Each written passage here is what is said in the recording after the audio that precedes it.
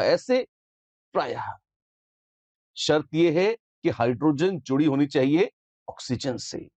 जितनी hydrogens oxygen से जुड़ी होंगी वही एसिडिक हाइड्रोजन्स कहलाएंगी। कोई एग्जाम्पल दीजिए। अरे बहुत सारे एग्जाम्पल है, HClO4, H2SO4, HNO3, ये सब तो स्ट्रॉन्ग एसिड्स हैं। कार्बोनिक एसिड, नाइट्रस एसिड, ये कैसे हैं?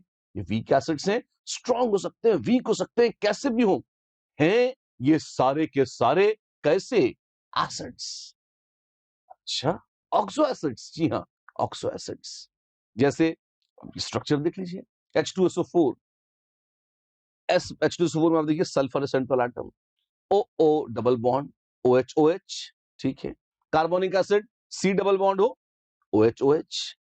और ये जो हाइड्रोजन है ना, ये हाइड्रोजन H प्लस के तौर पर छोड़ी जा सकती हैं, और क्योंकि इन्हें H प्लस के तौर पर रिलीज कर दिया जाता है, इसीलिए ये पदार्थ एसिड कहलाते हैं।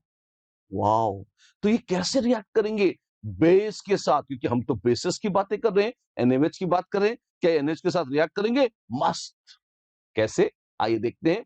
मान लीजिए आपके पास H2CO3 है, या कुछ भी स्ट्रॉन्ग एसिड ले लीजिए, H2SO4। आपने कहा H2SO4 जी, हाँ जी। आपके पास कितने H प्लस हैं? 2 हैं। दोनों H प्लस देंगे? हाँ दे देंगे। क्यों? रिएक्शन सिंपल सा ये है, H plus from acid, H plus from acid and OH minus from base दे रहा है HOH या पानी। H2SO4 प्लस 2 टाइम्स NaOH क्या देगा? ये देगा Na2SO4 प्लस 2 टाइम्स पानी। ये देगा Na2SO4 प्लस 2 टाइम्स पानी। ठीक है, क्या किया तुमने? H2SO4 से 2 H प्लस छोड़े, वो 2 H प्लस कैच कर लिए किसने? दो OH माइनस आयंस ने, इसीलिए 2 NaOH है। 2 पानी बन गया, सोडियम सल्फेट बच गया, तो सॉल्ट बन गया। यही रिएक्शन था शुरुआत में, formation of salts of oxo acids, ऐसे बनते हैं। अच्छा, तो H2CO3 से क्या होगा? मिलता जुलता रिएक्शन होगा। आपके पास है H2CO3, कितने H प्लस दे सकता है बाबू ये? वेल, दो दे सकता है। तो कितना NaOH चाहिए? बोलो बोलो। 2। एक H प्लस और एक OH माइनस, एक पानी। 2 H प्लस और 2 H माइनस, 2 पानी, तो 2H2O। क्या बच गया? Na2CO3, ये बच गया। अच्छा, ऐसा है, जी हाँ ऐसा है। अच्छी बात है। और देखें, बिल्कुल कार्बोनेट्स जो हैं, जैसे अभी अभी हमने सोडियम कार्बोनेट बनाया, कार्बोनेट्स की हाइड्रोलिसिस भी हो जाती है। हाइड्रोलिसिस, पानी के साथ reaction, reaction with water is called hydrolysis. Sodium carbonate पानी से रिएक्ट करता है, और सच तो ये है, जरा सा रिएक्शन होता है, ये थोड़ा सा कम, ठीक है। ये मिलेगा आपको, इसमें मिलेगा NaHCO3 प्लस NaOH। हाँ, क्या क्या क्या, एक्चुअली रिएक्शन ये है, कार्बोनेट प्लस पानी दे रहा है बाइकार्बोनेट प्लस OH माइनस। मुश्किल से आधा 1-1.5% रिएक्शन होता है। मतलब इक्विलिब्रियम पर आप देखेंगे लगभग 98.5% तो कार्बोनेट वैसे ही पड़ा रहता है। मुश्किल से 1.5% बहुत नेग्लेजिबल कार्बोनेट ने बनाया है बाइकार्बोनेट और OH माइनस। वीक बेस है, थोड़ा सा OH माइनस छोड़ देता है, फिर दे देता है, इतना ही है। बाइकार्बोनेट और OH माइनस, ऐसा माने ये बन जाता है। क्या इतना OH माइनस किसी काम का है? हाँ है ना। फिनोफ्थलीन डालेंगे पिंक हो जाएगी इतने में भी, क्या बात कर रहे हो? अरे हाँ बिल्कुल। अमोनिया के माफिक वीक है, तो फिनोफ्थलीन को पिंक करेगा, रेड लिटमस को ब्लू करेगा, वो सारे ड्रामे कर देगा। अल्डोल कंडेंसेशन तक करा देता है सोडियम कार्बोनेट, अगर ऑर्गेनिक याद हो आपको तो। क्या क्या क्या, वो आगे आएगा, 12th में पढ़ लेंगे आप, जैसे वहां देखिएगा। पर हाँ, बेस है, ठीक है ना। एक चीज और, क्या आप ये देखेंगे कि अगर आपके पास मेटल कार्बोनेट्स हैं, है ना, metal carbonates are highly stable to heat. Bicarbonates unstable है, वो डिकम्पोज कर जाते हैं। पर जो मेटल कार्बोनेट्स हैं, आप गर्म करोगे, दुनिया के सारे, नहीं नहीं, अल्कली मेटल से कार्बोनेट्स, Na2CO3 है आपके पास, क्या कर रहे हैं? हीट कर रहे हैं जी। क्या क्या होगा? गर्म हो जाएगा। मतलब कुछ नहीं होगा, अगर गर्म करोगे तो गर्म हो जाएगा, डिकम्पोज नहीं करता। ये खास बात है। सोडियम, पोटेशियम, रुबिडियम, सीजियम, कोई भी कार्बोनेट हीट करने पर डिकम्पोज नहीं करता। अच्छा, समझ गए हम। तो हम एटम बम फोड़ दें, पूरा ब्रह्मांड नष्ट कर दें, सूर्य में फेंक दें से, कितना भी कुछ भी हो जाए, सोडियम कार्बोनेट तो आपने बोल दिया कभी नष्ट नहीं होता, तो कुछ नहीं होगा, कंट्रोल में रहें। ऐसी फालतू बातें ना करें। जब हम कहते हैं थर्मली स्टेबल है, जब हम कहते हैं हीट करने पर डिकम्पोज नहीं करता, तो हमारे केमिस्ट्री टेक्स्ट बुक्स के हिसाब से ऐसा है। और हमारे केमिस्ट्री टेक्स्ट बुक्स के हिसाब से क्या हिसाब होता है? एक्चुअली लेवॉइजर के जमाने की बात है, पुरानी 300-350 साल पुरानी। तब जो वैज्ञानिक थे वो कोयले की भट्टियां जलाकर गरम गरम करके चीजों को प्रयोग करते थे, जैसे हलवाई की भट्टियां देखी आपने, उस टाइप की। अच्छा, तो तो उसमें मैक्सिमम टेम्परेचर 1200 डिग्री सेल्सियस तक जनरेट कर पाते थे वो।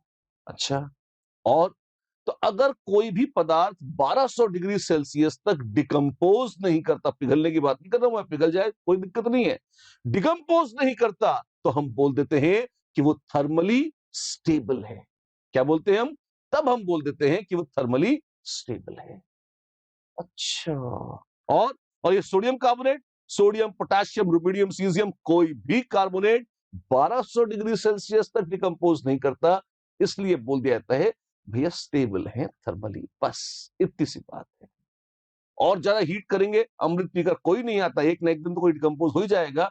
जितने ज्यादा टेम्परेचर पर डिकम्पोज होगा, हम कहेंगे उतनी ही उसकी थर्मल स्टेबिलिटी ज्यादा है। कम टेम्परेचर पर डिकम्पोज हो जाएगा, कम स्टेबल है थर्मली, ज्यादा पर डिकम्पोज होगा। ध्यान रखना, पिघलना डिकम्पोजिशन नहीं है।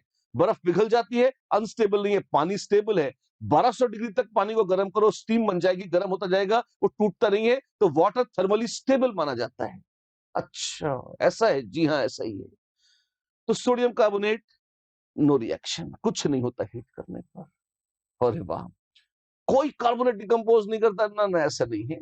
लिथियम कार्बोनेट, लिथियम एक्सेप्शन है। लिथियम कार्बोनेट को आप हीट करेंगे, वो ऑक्साइड और CO2 में टूट जाएगा। छोटा सा लिथियम, चंचल हो जाता है मन, रिएक्शन कर देता है, डिकम्पोज कर देता है। ऐसे ऐसा है जी, बिल्कुल ऐसा ही है। राइट, ठीक है। थर्मल स्टेबिलिटी का कोई ट्रेंड है? जी हाँ, डाउन द ग्रुप आप चलेंगे, जैसे जैसे कैटायन का आकार बढ़ता जाएगा, उसकी पोलराइजिंग पावर कम होती जाएगी, वैसे वैसे थर्मल स्टेबिलिटी बढ़ती जाएगी। लिथियम कार्बोनेट डिकम्पोज हो जाता है गर्म करने पर, सोडियम बहुत हाई, पोटेशियम उससे भी बहुत हाई, रुबिडियम, सीजियम और हाई हाई हाई। अरे भाई, तो थर्मल स्टेबिलिटी बढ़ाई, down the group thermal stability बढ़ती चली जाती है। ऐसा है। Right, carbonates of course, no doubt. Bicarbonates का क्या होता है? बायकार्बोनेट्स, पहली बात तो यह है, अल्कली मेटल्स के बायकार्बोनेट फिर भी ठीक ठाक हैं। दूसरे बायकार्बोनेट तो सॉलिड स्टेट में एग्जिस्ट ही नहीं करते। अल्कली मेटल बायकार्बोनेट्स एटलीस्ट इतने तो स्टेबल हैं कि सॉलिड स्टेट में प्राप्त हो जाते हैं। NaHCO3, KHCO3, रुबिडियम, सीजियम के बायकार्बोनेट्स बना सकते हो आप, ये चार ही हैं। लिथियम नहीं, लिथियम नहीं बनता, सॉलिड स्टेट में नहीं बनता, सिर्फ सॉल्यूशन में होता है LiHCO3। अगर उसको सॉलिड बनाने की कोशिश करोगे तो वो डिकम्पोज कर जाता है। अच्छा, और बाकी बाकी भी अगर आपके पास है सोडियम, पोटेशियम, रुबिडियम, सीजियम, जैसे आपके पास है NaHCO3, हीट करेंगे तो डिकम्पोज कर जाएगा। स्टेबल बहुत नहीं होते एक लिमिट से ज्यादा, पर हाँ, इतने होते हैं कि हाँ जी जाएंगे, बन तो जाएंगे। इतने अनस्टेबल भी नहीं है कि बनने की प्रोसेस ही नहीं आए, ऐसा नहीं है, बन जाते हैं। रिएक्शन कैसे होता है? नीचे लिखा तो हुआ है रिएक्शन, कैसे रटना है? हाँ, मैं एक छोटा सा तरीका बताता हूं आपको। बाइकार्बोनेट है, बाइकार्बोनेट है, हीट हो रहा है, क्या होता है? आपस में एकदम से वो H+ का लेन देन कर लेते हैं। तो अगर एक ने H+ दे दिया तो वो बन गया कार्बोनेट, और दूसरे ने H+ ले लिया तो वो बन गया H2CO3। और आप हीट कर रहे हैं, और H2CO3 तो खुद ही अनस्टेबल था, टूट गया। H2O और CO2 में, उसमें भी मजा ये हुआ, इक्विलिब्रियम बैकवर्ड आ जाता शायद, पर H2O और CO2 उड़ गए। उड़ गए तो गए, और जाने वाले कभी लौटकर नहीं आते। तो क्या होगा? इक्विलिब्रियम फॉरवर्ड शिफ्ट हो जाएगा। इक्विलिब्रियम फॉरवर्ड शिफ्ट हो जाएगा तो आपको मिलेगा Na2CO3 plus H2O plus CO2, इस तरह से Na2CO3 plus H2O, right? Enough. चलिए, पहला क्वेश्चन आज का, Which of the following carbonates of alkali metals have the highest thermal stability? सबसे ज्यादा थर्मल स्टेबिलिटी किसकी होगी? Lithium, sodium, potassium, rubidium. Down the group stability बढ़ जाती है, रुबिडियम सबसे ज्यादा होगा। राइट, ठीक है। अगला, the correct order of mobilities of alkali metal ions in the aqueous solution is. ये बड़ा शानदार क्वेश्चन है।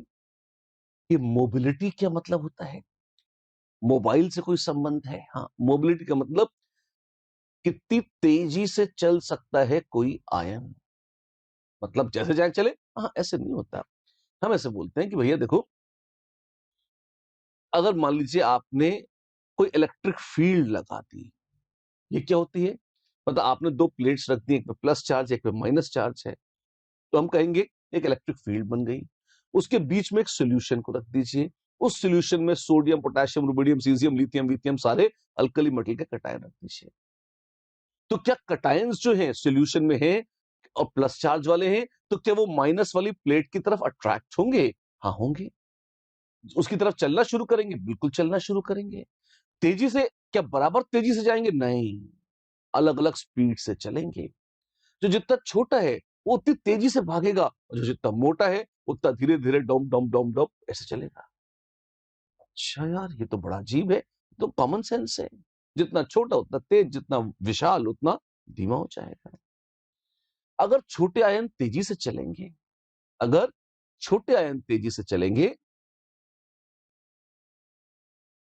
तो आप देखिए ऐसे, 1 2 3 4, बच्चों बनो होशियार, है ना?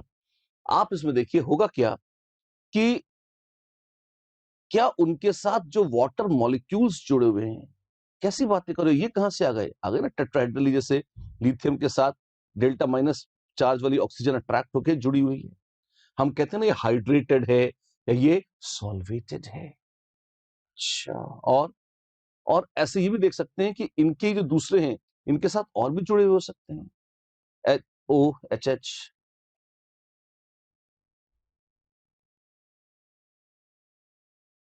तो एक घेरा है, लिथियम चलेगा, उसके साथ साथ पानी का एक घेरा भी है जो घिसटता हुआ उसके साथ चलेगा। तो लिथियम की कुछ रेडियस है, लिथियम की कुछ रेडियस है, कुछ आयनिक रेडियस है, कुछ उसका आकार है, लेकिन जहां तक के पानी के मॉलिक्यूल घिसटते हुए उसके साथ चल रहे हैं, ये कहलाती है हाइड्रेटेड आयनिक रेडियस। ये क्या चीज है? जहां तक के वाटर मॉलिक्यूल्स लिथियम के साथ इंटीमेटली जुड़े हैं और उसके साथ खसकते हुए चल रहे हैं, वो है हाइड्रेटेड आयनिक रेडियस। ये बढ़ गई है, ये बहुत ज्यादा है। किसकी? लिथियम के, वो जो हाइड्रेट है उसकी। क्यों? क्योंकि लिथियम छोटा है, बहुत अट्रैक्ट करता है, इसलिए। डाउन द ग्रुप चलेंगे तो यद्यपि आपको लग सकता है कि लिथियम से बड़ा है, सोडियम से बड़ा, तो डाउन द ग्रुप साइज बढ़ता हुआ लगता है। तो ऐसी फील आती है कि साइज बढ़ गया, तो कायदे में मोबिलिटीज को घट जाना चाहिए था डाउन द ग्रुप, क्योंकि बड़ा साइज था, धीमे चलता। लेकिन जब वैज्ञानिकों ने एक्सपेरिमेंट्स करे, उतने हैरान रह गए। उन्होंने देखा, अरे सबसे तेज तो सीजियम चल रहा है, लिथियम तो सबसे धीमा है। डाउन द ग्रुप मोबिलिटीज कम होने की बजाय बढ़ रही हैं। ऐसा क्यों हुआ? फिर समझ में आया, लिथियम अकेला होता तो तेजी से चलता। लिथियम ने इतने पानी के मॉलिक्यूल चिपका लिए अपने साथ, उनको मिलाकर लिथियम की हाइड्रेटेड आयनिक रेडियस इतनी विशाल हो गई है कि जब वो चलता है तो उसका इफेक्टिव रेडियस, लिथियम प्लस उसके साथ चलने वाला पानी, बहुत विशाल हो गया है। जैसे मान लो मैं अपने ऊपर खूब सारी रजाइयां और कंबल बांध लूं, और वो रजाई कंबल बांध के लुढ़कते पुढ़कते चलना शुरू करूं, तो मेरे आकार में भले ही मेरे साथ मेरे शरीर का हिस्सा नहीं है वो रजाई और कंबल, पर बंधे हुए हैं ना मेरे साथ। तो जितने आराम से मैं अकेले चल सकता हूँ, सारे रजाई कंबल और सब बांध के, ऑब्वियसली उतनी तेजी उतनी सुविधा से नहीं चल सकता, मुश्किल आएगी। वैसे ही लिथियम को भी आती है, धीमा पड़ जाता है। हाइड्रेटेड आयनिक रेडियस बड़ी होने के कारण आप देखेंगे mobilities of alkali metals in aqueous solution down the group घटती नहीं है, बढ़ जाती हैं। सबसे कम है लिथियम, लिथियम से ज्यादा सोडियम, से ज्यादा पोटेशियम, से rubidium. A is the answer. Yes, A is the answer. एक बेहतरीन क्वेश्चन के बाद एक आसान। अल्कली मेटल्स क्या है? अच्छे रिड्यूसिंग एजेंट है, ऑक्सीडाइजिंग एजेंट है, दोनों है, कुछ नहीं है। खुद इलेक्ट्रॉन देते हैं, खुद होते हैं ऑक्सीडाइज, दूसरों को करते हैं रिड्यूस, अच्छे रिड्यूसिंग एजेंट हैं। Which of the following will appear silvery white? Silvery white कौन अपीयर करेगा? लिथियम, पोटेशियम, सोडियम, सारे ही करेंगे। मेटल्स तो सारे सिल्वरी व्हाइट अपीयर करते हैं एस ब्लॉक के थ्रू। अगला question, the main oxides formed by combustion of lithium, sodium and potassium in excess of air are. Lithium क्या बनाता है? Li2O, सोडियम परऑक्साइड और पोटेशियम सुपर ऑक्साइड। अच्छा क्वेश्चन है, बी इज द आंसर, नहीं sorry, lithium oxide, C is the answer, oxide, peroxide and super oxide. The next one, alkali metals form salt-like hydrides या ionic hydrides by direct synthesis at elevated temperatures। ठीक है, सबसे अच्छा lithium होता है, अगर आपको याद हो। सोडियम रोते पीटते हाइड्राइड बनाता है, पोटेशियम, रुबिडियम, सीजियम तो काफी अनस्टेबल हो जाते हैं। The thermal stability of these hydrides decreases in which of the following orders? Come on, this is easy. Thermal stability down the group बढ़ती चली जाती है, तो क्या होगा? सब सॉरी घटती चली जाती है, तो क्या होगा? सबसे ज्यादा लिथियम था, सोडियम, पोटेशियम, रुबिडियम, सीजियम कम होते चले जाएंगे। On dissolving, wow, a moderate amount of sodium metal in liquid ammonia at room temperature या low temperature, which one of the following does not occur? क्या होता है? ब्लू कलर, नीला रंग तो आता है, ये तो ट्रू है। सोडियम आयंस, सोडियम और electron, yes. Liquid ammonia becomes good conductor, electron टहल रहे हैं तो of course it is a good conductor. Liquid ammonia remains diamagnetic, ऐसा है ना रे, इलेक्ट्रॉन आते हैं तो वो तो पैरामैग्नेटिक हो जाती है, ये फॉल्स है, यही सही है। क्यों? कैसा कलयुग है, पूछा था, जो गलत स्टेटमेंट है उसे चुनो, सही को कौन चुनता है? लोग गलत को चुन रहे हैं, ऐसा है। तो ये सारी बातें तो हो गई। अब आप देखिए, लिथियम जो है सेकंड पीरियड वाला, उसका एक नाम भी है, लोग कहते हैं सेकंड पीरियड वालों को टिपिकल एलिमेंट्स। कैसे टिपिकल आदमी है, कैसे टिपिकल एलिमेंट है? तो अजीब सा ही है, अलग सा ही है। लिथियम खानदान से मैच नहीं करता, sodium, potassium, rubidium, caesium match करते हैं, लिथियम बिरादरी बाहर है। सच तो यह है कि लिथियम का साइज एक तो बहुत छोटा है औरों के मुकाबले, इसके चलते उसकी पोलराइजिंग पावर बहुत ज्यादा आ जाती है। पोलराइजिंग पावर बहुत ज्यादा आने के कारण उसके जो बॉन्ड्स बनते हैं उनमें थोड़ा थोड़ा कोवलेंट कैरेक्टर और अल्कली मेटल्स के सॉल्ट्स के मुकाबले ज्यादा आने लगता है। अच्छा, आप देखिए, छोटा एटम है, मेटलिक बॉन्डिंग बेहतर है। सोडियम, पोटेशियम, रुबिडियम और सीजियम के मुकाबले लिथियम थोड़ा कठोर भी है, उसका मेल्टिंग और बॉइलिंग पॉइंट भी दूसरे अल्कली मेटल से ज्यादा है। ठीक है, और पोलराइजिंग पावर बता रहे थे, उससे क्या होता है? पोलराइजिंग पावर का ही तो खेल है बहुत सारा।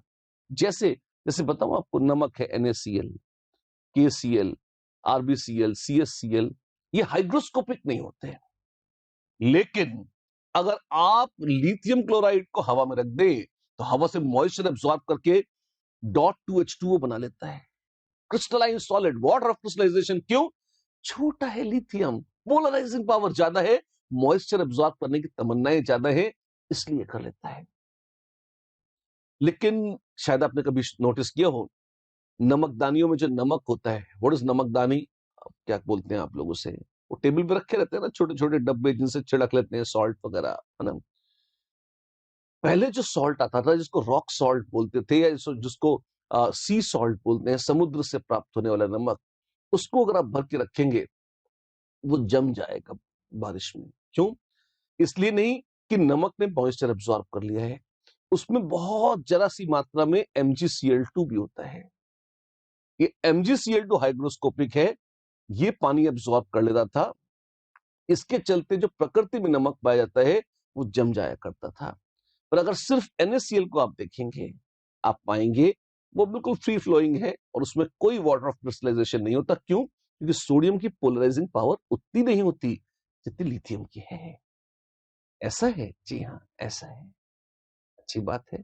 तो अल्कली मेटल क्लोराइड्स हाइड्रेट्स नहीं बनाते लिथियम के अलावा, ये एक एनॉमलस बिहेवियर है लिथियम का। रिड्यूसिंग एजेंट कितना भी अच्छा क्यों ना हो, इनफैक्ट बहुत शानदार है लिथियम, लेकिन अगर आप देखेंगे अल्कली मेटल्स के मुकाबले काफी कम रिएक्टिव है।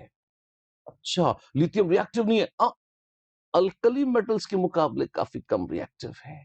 ये वैसे ही है कि किंग कोबरा में अमृत है, रैटल स्नेक में, दोनों में ही जहर है।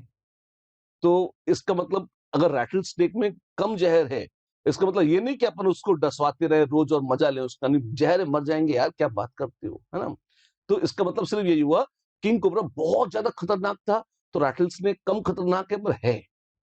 वैसे ही लिथियम जब होते कम रिएक्टिव है, तो किससे, सोडियम पोटेशियम रुबिडियम सीजियम जो बहुत भयंकर रूप से रिएक्टिव है, उनसे कम है लिथियम, और उनसे तो फिर भी बहुत ज्यादा रिएक्टिव होता है लिथियम, मत भूलिएगा इस बात को, ठीक है। हाँ, एक चीज और, मेटल्स में स्ट्रॉन्गेस्ट रिड्यूसिंग एजेंट होता है लिथियम मेटल, स्ट्रॉन्गेस्ट, जी हाँ, सारे पीरियोडिक टेबल में सबसे मस्त रिड्यूसिंग पावर किसकी है, लिथियम की। गजब है, ऑफ कोर्स गजब है। हवा में आग लग जाती है, बिल्कुल आग लग जाती है, क्या बनाता है, ऑक्सीजन के साथ Li2O और नाइट्रोजन के साथ Li3N, ऑक्साइड और नाइट्राइड दोनों बनाता है लिथियम हवा में जलकर, ठीक है। अगर आप भूल गए हो तो याद दिला दूं, लिथियम अकेला ऐसा एलिमेंट है जो रूम टेम्परेचर पर इनर्ट्स जैसी N2 से रिएक्ट कर जाता है। दूसरे मेटल्स को हीट करने पर भी वो नखरे से रिएक्ट करते हैं, लिथियम बगैर हीटिंग के भी निपटा देता है, रिएक्ट कर जाता है नाइट्रोजन गैस से। एक दो चीजें और हैं जो हमने पहले भी जस्ट बोली थी 5 मिनट 10 मिनट पहले, कौन सा, लिथियम बाइकार्बोनेट। जैसे लिथियम बाइकार्बोनेट सॉलिड स्टेट में एग्जिस्ट नहीं करता, उसको सिर्फ एक्वा सॉल्यूशन में जिंदा बचता है, ठीक है। सोडियम पोटेशियम रुबिडियम सीजियम आराम से रह जाते हैं। एक और मजेदार सा रिएक्शन है, छोटी सी प्रॉपर्टी है, बहुत इंपॉर्टेंट नहीं है पर मजेदार जरूर है। क्या, अगर आपके पास है HC triple bond CH ethyne, आप सोडियम डाल दीजिए या उसे रिएक्शन कराइए, पता है क्या होगा, ये H+ निकल जाता है हाइड्रोजन बनाकर, और Na2C2 ऐसा रिएक्शन हो जाता है। यही इथाइन अगर आप लिथियम के साथ लेंगे, आप पाएंगे कुछ नहीं होता। क्यों, लिथियम नहीं रिएक्ट करता ढंग से, अच्छी बात है।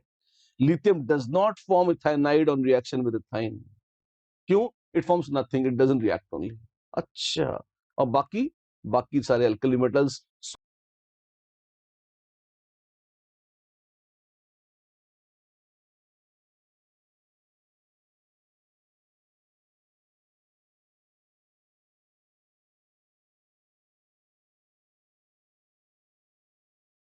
और बहुत ही इंपॉर्टेंट चीज, अगर अल्कली मेटल नाइट्रेट्स को हीट करो तो पता है क्या होता है, क्या क्या क्या क्या, अगर नाइट्रेट्स, अब नाइट्रेट की बात कर रहे हैं, NaNO3 हीट किया, अगर 500 डिग्री से कम पे हीट करोगे तो आप देखोगे बनाएगा NaNO2 प्लस हाफ O2, ऐसा बनाता है।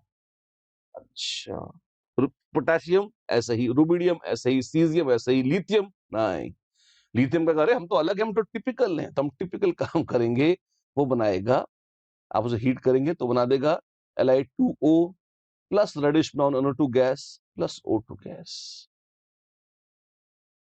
ऐसे। अजीब है, क्यों, पोलराइजिंग पावर ज्यादा है, तोड़फोड़ मचा देता है, टुकड़े टुकड़े कर देता है, नाइट्राइट पर नहीं रुकता, सीधे ऑक्साइड पर आकर रुकता है। खासियत है, एनोमलस बिहेवियर है किसका, लिथियम का, लिथियम है बिरादरी के बाहर, ठीक है। एक और चीज, सारे अल्कली मेटल्स के ऑक्साइड्स फ्लोराइड्स हाईली सॉल्युबल होते हैं पानी में, और लिथियम तो बिरादरी बाहर है, उनका फ्लोराइड उनका ऑक्साइड उतना सॉल्युबल नहीं होता, एकदम इनसॉल्युबल ऐसा भी नहीं है, पर काफी कम सॉल्युबल है पानी में दूसरे ऑक्साइड्स और दूसरे फ्लोराइड्स के मुकाबले। 8 प्रॉपर्टीज हो गई अलग है, और वैसे तो बहुत सारी होती है पर 8 मेजर हमने लिस्ट कर ली। तो खानदान से तो इन मामलों में अलग है, लेकिन कई मामलों में वो एक डायगोनल रिलेशनशिप शो करता है और मैग्नीशियम से मैच करता है, सोडियम पोटेशियम रुबिडियम सीजियम से नहीं, लिथियम अपने डायगोनल का जो मैग्नीशियम है ना, उससे मैच करता है। क्यों, आप रेडियस देखिए, लिथियम की थोड़ी सी ही कम होती है मैग्नीशियम से, इनफैक्ट आयनिक रेडियस देखेंगे तो मैग्नीशियम और लिथियम बहुत पास पास है, मैग्नीशियम थोड़ा कम ही है, ज्यादा नहीं, और चार्ज भी डबल है, ओके। तो पोलराइजिंग पावर मैग्नीशियम की भी बहुत अच्छी है, लिथियम की भी आसपास ही मानते हैं लोग, और उसमें भी मैग्नीशियम थोड़ा सा ज्यादा ही है, ठीक है। सिमिलैरिटीज बोल रहे थे आप, जहां वहां डिफरेंस थे वहां यहां पे सिमिलैरिटीज है, जैसे दोनों कठोर हैं, हाँ जी, डेंसिटी बहुत ज्यादा नहीं होती मैग्नीशियम की भी, और लिथियम की तो खैर पानी से भी कम होती है, ठीक है। पानी के साथ रिएक्शन लिथियम धीमे धीमे तसल्ली से करता है। मैग्नीशियम की तो गाड़ी स्टार्ट नहीं होती, ठंडे पानी में डाल दो रिएक्शन ही नहीं करता। उबलते हुए पानी के साथ स्लोली रोते पीटते धीमे धीमे रिएक्शन होता है मैग्नीशियम का। ठीक। लेकिन सोडियम पोटेशियम रुबिडियम में जो धमाके होते थे, लिथियम में भी ऐसा कोई महान धमाका नहीं होता और मैग्नीशियम में तो कर बिल्कुल भी नहीं होता। फाइन। और कुछ अगर आप बर्न कर रहे हैं लिथियम प्लस ऑक्सीजन या मैग्नीशियम प्लस ऑक्सीजन, लिथियम बनाता है Li2O, ये बनाता है MgO, ये ऑक्साइड्स बनाते हैं, ये परऑक्साइड्स या सुपर ऑक्साइड्स नहीं बनाते। ऐसे ही अगर नाइट्रोजन के साथ रिएक्शन कराओगे और ये Mg3N2 बना देता है। ये कैसे, ये क्या क्या क्या बना दिया? आसान है, मैग्नीशियम आयन और नाइट्राइड क्रॉस मल्टीप्लाई करो, मिल जाएगा Mg3N2, ऐसे बन जाएगा ये। अच्छा, तो दोनों यही करते हैं। हाँ, मैग्नीशियम और लिथियम दोनों नाइट्राइड्स बना लेते हैं। सोडियम इतने आराम से नाइट्राइड नहीं बनाता, मैग्नीशियम बना लेता है। ये सिमिलैरिटीज है, राइट? ठीक है। एक और चीज, कार्बोनेट्स डिकम्पोज नहीं होते सोडियम पोटेशियम रुबिडियम सीजियम के, लिथियम का हो जाता है। हाँ, और मैग्नीशियम का भी हो जाता है। क्या बात कर रहे हो? हाँ जी, Li2CO3 या MgCO3 आप हीट करिए, मिलेगा Li2O plus CO2, MgO plus CO2, ऐसे बन जाएगा। डन? डन। सॉलिड स्टेट में बाइकार्बोनेट्स ना लिथियम के एग्जिस्ट करते हैं ना मैग्नीशियम के, ये भी एक मैचिंग पॉइंट है। एक और चीज, ये .2H2O6H2O में बता चुका हूं वैसे आपको, मैग्नीशियम लिथियम MgCl2 LiCl की तरह ही डिलिक्विसेंट है, हवा से मॉइस्चर करके एब्जॉर्ब करके वो अपना सॉल्यूशन तक बना सकता है। क्यों? मजा आ रहा है? आप देखें NaCl वगैरह काम नहीं करते हैं। फाइन। एक छोटी सी बात और, एक ऑर्गेनिक सॉल्वेंट है, थोड़ा पोलर जरूर है, इथेनॉल, बट ऑर्गेनिक है। कोवलेंट कैरेक्टर के चलते LiCl MgCl2 दोनों उसमें घुल जाते हैं और ज्यादा आयनिक कंपाउंड्स उतनी सुविधा से इथेनॉल में नहीं घुल पाते। फाइन। नाइट्राइड तो हम बनवा ही चुके हैं आपके सामने, कोई दिक्कत ही नहीं, ऑक्साइड के साथ ही बनवा लिया था हमने। अगर इतना पढ़ लिया है, आइए क्वेश्चन करिए। क्या है? Both lithium and magnesium display several similar properties due to their diagonal relationship. ठीक है। However, the one that is incorrect is both form soluble bicarbonates. ऐसा है? है। Both of them form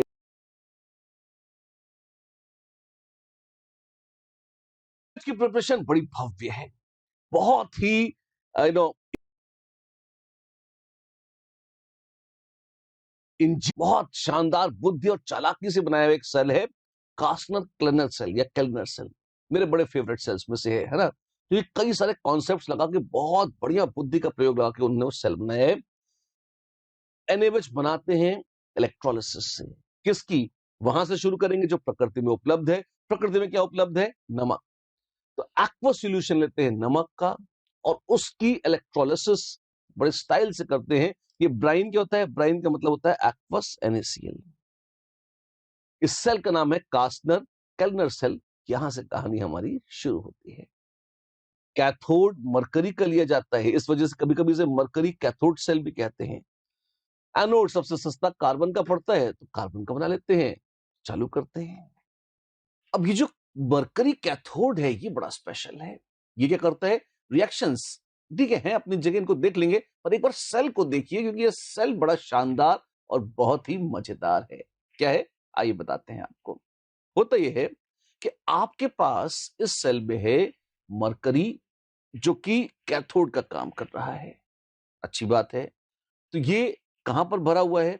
अगर आप देखें तो डायग्राम देखें, थोड़ा बड़ा और डरावना डायग्राम लगता है, वेरी सिंपल ब्यूटीफुल डायग्राम। मैं आपको छोटा सा स्कीमेटिक स्केच एक बार बनाता हूं, फिर आप इस डायग्राम को देखेंगे तो आपको ज्यादा आराम से समझ में आएगा। मेरे पास एक बर्तन है, ठीक है, हल्का सा स्लोप दे रखा है मैंने उसमें, इस तरफ का ऐसे टेढ़ा रखा हुआ है उसे, है ना।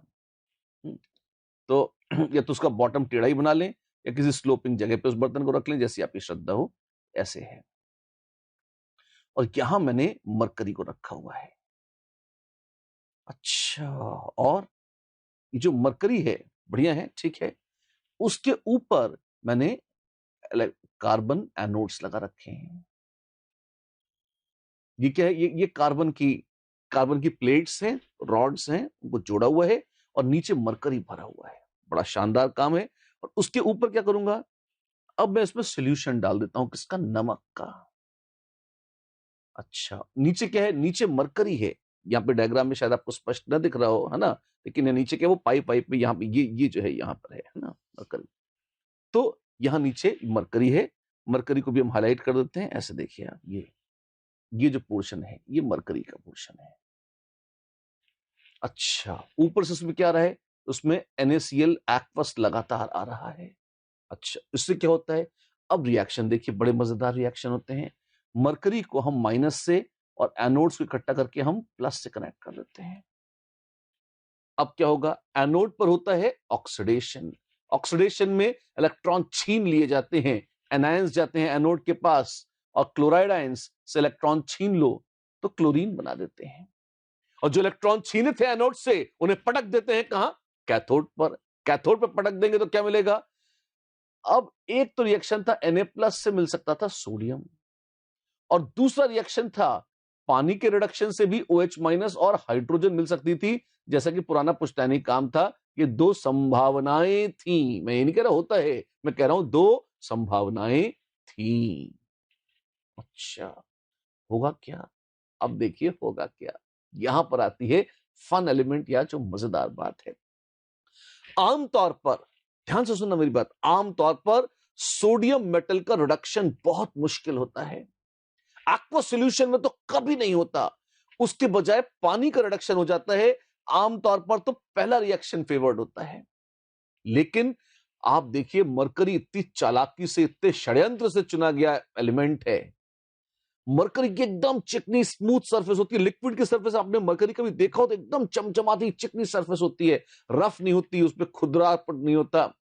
मरकरी को बड़ी एलर्जी होती है गैसों से। गैसें उसके पार ऊपर आके एब्जॉर्ब नहीं होती, उसके ऊपर आके बैठ नहीं सकती। क्यों? गैसों को वहां बैठना पसंद होता है जो थोड़ी रफ और खुरदुरी सरफेस हो, और मरकरी की लिक्विड सरफेस ज्यादा चिकनी चुपड़ी तो कोई सरफेस हो ही नहीं सकती। तो आप ये पाते हैं कि हाइड्रोजन गैस, यहां पर जो हाइड्रोजन गैस निकल रही है, उसको टिकने की जगह नहीं मिलती। हाइड्रोजन कहां बने, उसके बुलबुले बनना शुरू कहां से करें? वो सरफेस पर चिपक कर बनना शुरू कर देते। वो सरफेस, मरकरी ने कहा, "हाँ, खबरदार बैठना मत यहां पे।" हवा में उड़ते उड़ते तो कैसे बुलबुले बनेंगे? बनने के बाद उड़ जाएं अलग बात है, पर शुरू में वो बुलबुले बन नहीं पाते। अच्छा, उल्टे। तो यानी कि मरकरी ने क्या किया? एक तो हाइड्रोजन को हड़का दिया, "हाँ, खबरदार बनना मत मेरे पास।" ठीक है, तो हाइड्रोजन डर गई। वहां सोडियम को वेलकम कर लिया। क्यों?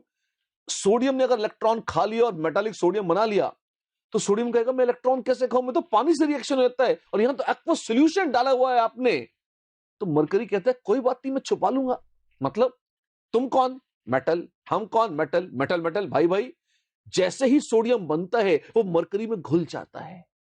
अच्छा, और मरकरी में घुलकर अगर कोई दूसरा मेटल मिक्सचर या एलॉय बना लेता है, मरकरी के एलॉय कहलाते हैं अमालगम। क्या गम है? अमालगम है। अच्छा, पानी आता है, कहां है सोडियम, कहां है सोडियम, पकड़ेंगे, टुकड़ा टुकड़ा कर देंगे, रिएक्ट कर देंगे। मरकरी कहता है कौन सोडियम, कहां सोडियम? मैं हूं मरकरी, मैं तो नोबल मेटल हूं, इनर्ट हूं, मुझसे रिएक्ट करोगे? पानी कहता है ना ना, तुमसे कौन रिएक्ट करेगा, भागो। सोडियम छुपा हुआ है अंदर। सोडियम सरफेस के अंदर घुस गया, छुपा हुआ है। तो आप देखें, यहां सोडियम जो अंदर छुप गया, पानी उसको पकड़ नहीं पाता। पानी मरकरी में नहीं घुस सकता, पानी में तो मरकरी सॉल्युबल नहीं होता, मरकरी में पानी सॉल्युबल नहीं होता। तो सोडियम अंदर भाग के जान बचा लेता है। अच्छा, और हाइड्रोजन को घास नहीं डाली जाती, तो हाइड्रोजन लिबरेट नहीं हो पाती, उल्टे सोडियम लिबरेट हो जाता है। बड़ी शानदार बात है। बहुत ही चालाकी से, बड़ी समझदारी से डिजाइन किया है ये कास्नर कैल्डर सेल, और यहां पर आपके पास बन जाता है सोडियम अमालगम। अब यदि सोडियम अमालगम से ही काम चल जाता तो हमें कोई गम ना होता, लेकिन लोगों को तो कुछ और चाहिए। तो कोई बात नहीं, पाइप से नीचे से निकाल लेते हैं अमालगम, और फिर क्या करते हैं, जिस पानी से, अब देखिए षड्यंत्र देखिए, जिस पानी से डर था, उसी पानी से रगड़ रगड़ के धोया जाता है उसको। लोग क्या क्या टोटके नहीं करते, इस अमालकों को निकालते हैं, छलनियों से गिराते हैं, छोटी छोटी बूंदों के रूप में पानी के फव्वारे छोड़ते हैं, बहुत ड्रामा करते हैं, मतलब पानी के साथ घोटते हैं बुरी तरह से कि सोडियम कहीं भी बचा हो तो अब हट जाए, निकल जाए। पहले क्यों नहीं कर दिया? पहले नमक वमक बहुत सारा कचरा पट्टी था सोल्यूशन में, उससे तो हटा लिया। अब मेरे पास शुद्ध सिर्फ सोडियम और मरकरी है और कुछ नहीं है, NaCl नहीं है, क्लोराइड नहीं है, नमक नहीं है, पमक नहीं है, कुछ नहीं है। अब मैंने पानी मिलाया, अच्छा अब क्या हुआ? अब अब जो सोडियम छुपा बैठा था वो छुप ना सका, अब वो रिएक्ट कर गया। रिएक्शन तो आपको पता ही है, Na प्लस HOH क्या करेगा?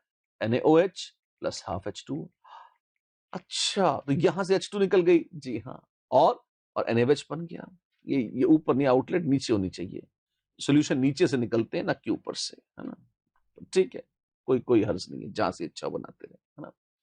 Now this is the way NaOH is obtained। शुद्ध NaOH आराम से बोट यहां पे इकट्ठा हो गया, आप उसे निकालते रहे, हाइड्रोजन और मुफ्त में मिल गई आपको, उसको बाय प्रोडक्ट के रूप में बेच सकते हैं आप, और ढेर सारा शुद्ध प्यारा प्यारा NaOH मिल गया। इस पूरे सुंदर रिएक्शन का, सुंदर प्रोसेस का एक ही डिफेक्ट है, क्या? मरकरी का प्रयोग कर रहे हैं आप। मरकरी की शुरुआत में ही मर है, मतलब ये मार डालता है, जहर है, ये बहुत बहुत ही बुरा बायोलॉजिकल पॉइजन है। और अगर इस तरह से बार बार इसको यूज किया जाता है तो बहुत ही सूक्ष्म मात्रा में ही सही, और ये मरकरी धीरे धीरे रिएक्ट कर करके या साथ में चिपक कर, ट्रेल होकर किसी भी तरह से लूज होता रहता है और उन सारी चीजों को विषाक्त करता है जिनके साथ ये हल्की सी सूक्ष्म मात्रा में भी चला जाता है। अगर ये डर ना होता तो बड़ी शानदार प्रोसेस है, बहुत शानदार तरीके से डिजाइंड है और बिल्कुल देखने लायक है, राइट? चलिए, कोई बात नहीं, हमने NaOH तो बना लिया जी, और शुद्ध NaOH, प्यारा NaOH बनाया है, बिल्कुल। अच्छा हाँ, एक चीज और, मरकरी का क्या होता है? मरकरी रिएक्ट थोड़े करता है, तो मरकरी बच जाता है, सोडियम तो रिएक्ट करके चला गया सोल्यूशन में, मरकरी बच गया, उसको वापस डाल देते हैं, तो बार बार रिसाइकिल होता रहता है मरकरी। बढ़िया है, अच्छा काम चलता है। NaOH दिखता कैसा है? लाल रंग का या हरे रंग का? जी नहीं, ये सफेद रंग का होता है। अगर इसके क्रिस्टल्स देखेंगे तो ट्रांसलूसेंट से होते हैं ना, एकदम चीनी की तरह सफेद और अपारदर्शी नहीं होते, और एकदम पानी की तरह पारदर्शी नहीं होते, हल्का हल्का आर पार दिखता है। ट्रांसलूसेंट क्रिस्टल्स हैं, सफेद रंग के। आ, पिघल जाते हैं, जी हाँ, लगभग 600 केल्विन के आसपास ही देखें पिघल जाता है, बहुत हाई टेम्परेचर नहीं मांगता पिघलने के लिए, ठीक है। पानी में अथाह मात्रा में घुल जाता है, it is highly soluble in water, एकदम स्ट्रॉन्ग बेस है। नेचर कैसा है? क्रोसिव है। क्रोसिव, हाथ पे लगाए मजा आएगा, चमड़ी उतर जाती है। अच्छा तो ऐसा क्यों करेंगे? तो मत करिएगा, इसीलिए बता रहा हूं, करके मत देखिएगा, खतरनाक है। हाईली क्रोसिव है, लेकिन क्या हर चीज को करोड कर देता है? जी नहीं, अधिकांश मेटल्स से NaOH रिएक्ट नहीं करता। कॉपर से, आयरन से NaOH का कोई रिएक्शन नहीं होता। कुछ मेटल्स हैं, जनाबियाली, जिंक, एल्यूमिनियम, इनसे रिएक्ट कर जाता है, और से अधिकांश से नहीं करता। पर हाँ, ऑर्गेनिक कंपाउंड्स को कोरोड कर देता है, ये बड़ी खासियत है NaOH की, ठीक है। डिलिक्विसेंट होता है, मतलब हवा से मॉइस्चर अब्सॉर्ब कर लेता है, जैसे NaOH की गोलियां हैं ये तो कैसी गोलियां हैं? डिलिक्विसेंट है। NaOH यूज कहां होता है? अरे टॉप 10 केमिकल्स में से है, कहां यूज नहीं होता ये पूछिए? ये तो लगभग हर जगह यूज होता है, फिर भी बड़े बड़े 5-6 केसेस बता देते हैं। जैसे अगर आप एल्यूमिनियम बना रहे हैं, हाँ जी, एल्यूमिनियम निकलता है बॉक्साइट या Al2O3.XH2O, ये इसका ओर होता है जो धरती में मिलता है, और इसमें NaOH का यूज करके इसकी लीचिंग करते हैं, पढ़ेंगे हम प्रोसेस मेटलर्जी में, पर वहां पर NaOH का एल्यूमिनियम इंडस्ट्री में बड़ा भारी यूज होता है NaOH का, अथाह मात्रा में, ठीक है। और कुछ? इसके अलावा लोग साबुन बनाते हैं, सैपोनिफिकेशन रिएक्शन है, घटिया स्तर के साबुन NaOH से बहुत मजे से बनते हैं। पेपर इंडस्ट्री में यूज होता है NaOH का, कई दूसरे कारणों से। आर्टिफिशियल सिल्क बनानी हो, सिल्क तो बड़ी दर्दनाक प्रोसेस से बनता है, कीड़े पाले जाते हैं, उन्हें उबाल के मार दिया जाता है, फिर उनसे निकालते हैं नेचुरल सिल्क ना। तो लोगों ने थोड़ा सा वेजिटेरियन सिल्क बनाया, या आप कह सकते हैं जिसमें एनिमल सिल्क ना होकर इसको आर्टिफिशियल, ये वॉशिंग सोडा है, इसका एक और नाम है, इसे हैवी ऐश बोलते हैं। किसे? Na2CO3 डॉट NH2O को। अच्छा, क्या है ये, कैसे बनता है? बहुत मजेदार है। ये सॉल्वेज प्रोसेस से बनता है। सॉल्वे पुराने वैज्ञानिक थे, महान वैज्ञानिक थे, है ना, बड़े अच्छे केमिस्ट थे, और उन्होंने लगभग 100 बरस पहले सोडियम कार्बोनेट बनाने की ये प्रोसेस खोजी थी। इतनी बढ़िया प्रोसेस थी कि लगभग 100 बरस बीत गए, आज भी वो प्रोसेस शानदार तरीके से चल रही है। क्या है प्रोसेस? सुनिए मुझसे। आप इस पर विचार करिए कि सोडियम कार्बोनेट, जैसे कोई भी, सिर्फ सोडियम कार्बोनेट, ये पहली प्रोसेस डिस्क्राइब कर रहा हूं, तो मैं आपको इसको लर्न करने का तरीका बता रहा हूं। अधिकांश बच्चे क्या रट लेते हैं, खाली थोड़ा लर्न करना पड़ेगा, मना नहीं कर रहा, पर अंधे रट्टे में और थोड़ा फील के साथ याद करने में आपको बहुत इजी हो जाता है अगर थोड़े फील के साथ आप काम करें तो। जैसे हमने कहा, मान लीजिए आपके पास है NaHCO3, आपको Na2CO3 बनाना है ना, डॉट NH2 जो भी बनाना है। इसमें एक तो सोडियम है, एक कार्बन है, एक ऑक्सीजन है, एक हाइड्रोजन है, 4 एलिमेंट्स हैं। तो आपको ऐसा सोचना चाहिए कि सोडियम प्रकृति में मिलता कहां से है, क्योंकि शुरुआत तो वहां से करनी पड़ेगी जो प्रकृति में उपलब्ध है। प्रकृति में उपलब्ध है सोडियम, कहा? हाँ, नमक के रूप में। क्या आपके खाने में नमक है? खाने से थोड़े छीन लेंगे सोडियम, और समंदर में अथाह नमक है ना, तो वहां से हम NaCl ले लेते हैं। तो एक तो NaCl ले लेते हैं सोडियम के रूप में, सोडियम के स्रोत के रूप में। सोडियम मेटल ले ले, सोडियम मेटल मुफ्त में नहीं आता, और न ही वो प्रकृति में पड़ा हुआ उसके पर्वत मिल जाते हैं, तो नमक के रूप में मिलता है। हमें चीजें वहीं से लेनी पड़ेंगी जहां से वो प्रकृति में उपलब्ध है। फिर हम कोयले ले सकते हैं कार्बन के लिए, कोयले ले लो। फिर ऑक्सीजन हाइड्रोजन कहां से लेंगे? वैसे तो हवा में O2 है, पानी भी बहुत सारा मिल जाता है, पानी ले लीजिए। अच्छा, तो कोयले, पानी और नमक डाल के हम सोडियम कार्बोनेट बना लेंगे? बना लेंगे जी, क्या बात करते हैं आप। कैसे? थोड़ी सी चालाकी, थोड़ी सी ट्रिक्स, और हम ये काम कर लेंगे। दिखाते हैं कैसे। आइए देखिए हमारे साथ कुछ रिएक्शंस हैं, मजेदार रिएक्शंस हैं। मैं चाहूंगा कि आप उन्हें देखें, पर इस रूप में नहीं, थोड़ा सिस्टमैटिकली देखेंगे आप उससे। ये टावर वावर लिखा हुआ है, अमोनिया एब्जॉर्बर लिखा है, क्या है ये सब? टेंशन मत लो, मैं आपको एक बार ढंग से समझाता हूं, और उसके साथ साथ ये सब लिख लेंगे, है ना, आपको फील अच्छी आएगी। यहां जगह, यहां लिखते हैं। चलो, पहले रिएक्शंस के साथ देखो, प्रोसेस तुम्हें बहुत इजी पड़ेगी, अदरवाइज ये टफ प्रोसेस मानते हैं बच्चे। अच्छा, अमोनिया एक गैस है, हाँ, पानी में घुलती है, बहुत सारी घुल जाती है। तो एक काम करो, घोल लो पानी में, ठीक है। तो हमने क्या किया, हमने अमोनिया गैस को पानी में घोला। इनफैक्ट हमने कहा पानी में क्यों, हमको नमक भी चाहिए था, तो आप ले लो कोल्ड सैचुरेटेड ब्राइन। ब्राइन क्या होता है? ब्राइन होता है एक्वस NaCl, पानी में घुला हुआ नमक। समुद्र का पानी ले ले, हाँ ले लो यार, मछली निकाल देना उसमें से, है ना। तो एक्वस NaCl ले लीजिए, ठंडा ठंडा खूब, जितना नमक डाल सकते हो उसमें, जितना मैक्सिमम घुल सकता है डाल दो उतना नमक, और ठंडा कर दो उसे एकदम। और ठंडे ठंडे भयानक नमकीन पानी में तुम अमोनिया डालो। अमोनिया अथाह मात्रा में घुलती है पानी में, it's highly highly water soluble. तो क्या होगा? घुल जाएगी। और क्या होगा? तो अमोनिया प्लस पानी बनाते हैं NH4OH। आप जानते ही हैं क्यों, क्योंकि वीक बेस है, तो बहुत ढंग से तो नहीं, पर थोड़ा बहुत तो बन ही जाता है। अब अमोनिया तो आपने डाल दी, पर अमोनिया क्यों? ये सॉल्वेज का आइडिया था, इसीलिए उनका नाम लेके प्रोसेस कर रहे हैं ना, तो ये सॉल्व महाराज ने बोला था। एक्चुअली अमोनिया पानी में बहुत सॉल्युबल होती है, कार्बन डाइऑक्साइड पानी में इतनी नहीं घुलती। अच्छा, और कोयले तो पानी में घुल नहीं सकते, तो हमने कहा कोयले जला दो, उससे क्या होगा? हीट निकलेगी। हीट भी काम में ले लेंगे, अलग से बता दूंगा कैसे, पर कोयले जलाकर CO2 निकाल लो। इस CO2 को भी इसमें घोलो। क्या क्या क्या? इस CO2 को भी इसी में घोल लो। तो जब CO2 को घोलेंगे, तो CO2 पानी से रिएक्ट करके टकाटक बनाएगी H2CO3। अमोनिया वीक बेस है, CO2 भी वीक एसिड है, लल्लू लल्लू आए, हाँ जी, रिएक्शन कर गए, फाइन। क्या होगा? एक है एसिड H2CO3, एक है बेस NH4OH। क्या बनाएंगे? रिएक्ट कर जाएंगे, एक तरफ से H+, एक तरफ से OH-, धड़ाम मिल गए, क्या बना? पानी, खत्म कहानी। एसिड वीक था, एक ही H+ दे सका, तो बन गया NH4+ और बाइकार्बोनेट। ऐसे तो बच्चे पूछते हैं कि दोनों H+ क्यों ना दिए, वीक एसिड था, एक ही दे पाया, इससे अमोनियम बाइकार्बोनेट बन गया।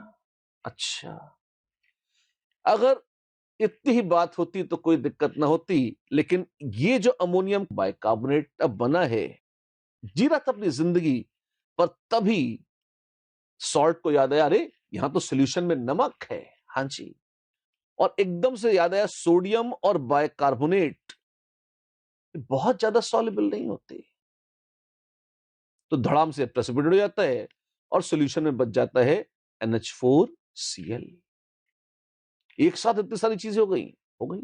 आपने अमोनिया मिलाई, आपने CO2 मिलाई, और नमक तो पहले से ही पड़ा हुआ था, तो क्या हुआ, अमोनिया और CO2 एक बेस एक एसिड मिलकर उन्होंने बनाया अमोनियम बाइकार्बोनेट, और वो बाइकार्बोनेट सोडियम के साथ धड़ाम से PPT हो गया और बना सोडियम बाइकार्बोनेट।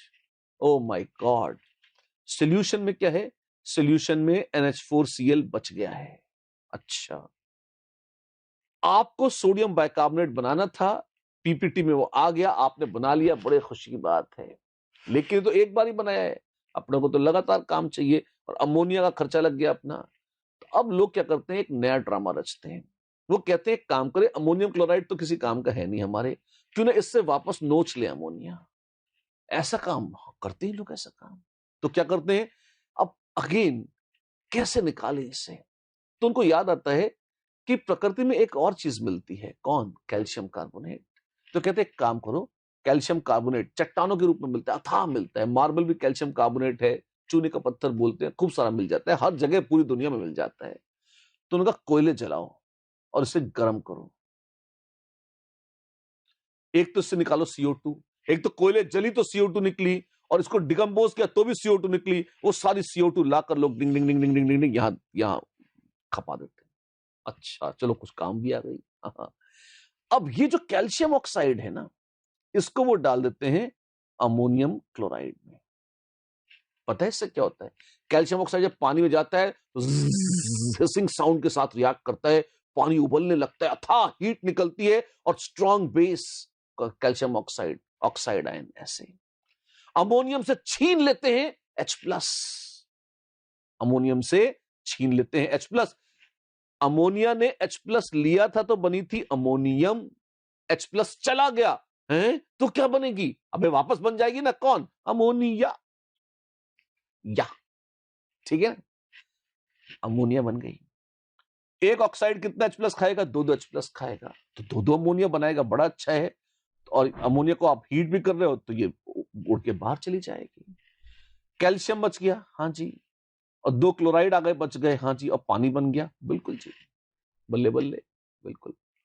ये अमोनिया बन गई, हाँ, अब इसका क्या होगा, अब अमोनिया जी भी आएंगी यहाँ पे, टिंग टड़ैंग टिंग टड़ैंग टिंग टड़ैंग टिंग टड़ैंग टिंग टड़ैंग टिंग टड़ैंग टिंग टड़ैंग टिंग टड़ैंग टिंग टड़ैंग, वापस ले आओ। कथा जाई पुनी पुनी दोहराई, बार बार रिपीट होती रहेगी, कहानी साइकिल है, बना दिया, चलाते रहिए इसे। और कैल्शियम क्लोराइड निकल गया, ये बाय प्रोडक्ट है। बाय प्रोडक्ट मतलब बनाना तो नहीं चाहते थे, अब बन गया, क्या करें। कैल्शियम क्लोराइड का प्रोडक्शन मेथड भी है ये, अथाह मात्रा में पूरे संसार में इसमें कैल्शियम क्लोराइड बनता है, और ये इतनी ज्यादा इसकी पुअर डिमांड है, ज्यादा डिमांड नहीं होती, कि कई बार तो वापस लोग इसे समंदर में फेंक देते हैं, क्योंकि उसको स्टोर करके रखने का खर्चा ज्यादा आता है, फेंक देने का खर्चा कम है। लोग कहते हैं भैया वापस समंदर में डाल दो। दो चीजें बनाई हैं, सोडियम बाइकार्बोनेट और कैल्शियम क्लोराइड। इसमें मेन डिमांड आती है कैल्शियम सोडियम बाइकार्बोनेट की, तो हम बोल देते हैं ये मेजर प्रोडक्ट है या प्रोडक्ट है, और क्योंकि डिमांड नहीं आती इसलिए कह देते हैं बाय प्रोडक्ट है, कौन, कैल्शियम क्लोराइड। ये थे सॉल्वेज प्रोसेस का मेजर हिस्सा। अभी बाइकार्बोनेट बनाया, ध्यान रखिएगा, सावधान। अब एक बार जो लिखा था अब उसको देखिए, आपको फील ज्यादा आएगी। देखिए, एक अमोनिया एब्जॉर्बर करके कुछ लिखा हुआ है, ये क्या है, एब्जॉर्बर जो एब्जॉर्ब कर ले, किस चीज में, हवाओं में, पत्थरों में तो एब्जॉर्ब हो ही नहीं, पानी में एब्जॉर्ब होती है। तो अमोनिया एब्जॉर्बर एक बर्तन है जिसमें सोल्यूशन है नमक का, जो पहली चीज थी। उसमें क्या है, अब आप देखें, जो मैंने आपको छोटे छोटे टुकड़ों में बताया था रिएक्शन, कौन सा, अमोनिया प्लस पानी, ये बहुत एक्यूरेट डिस्क्रिप्शन था, बिल्कुल सही चीज थी। अमोनिया ने बनाया NH4OH, CO2 ने बनाया H2CO3, वो रिएक्ट करके बनाया बाइकार्बोनेट, है ना। और एक बार जब सोडियम बाइकार्बोनेट बन गया, फिर क्या करेंगे, कैल्सिनेशन। कैल्सिनेशन मतलब हीटिंग, गर्म कर दीजिए, मात्र 150 डिग्री तक भी गर्म कर दें।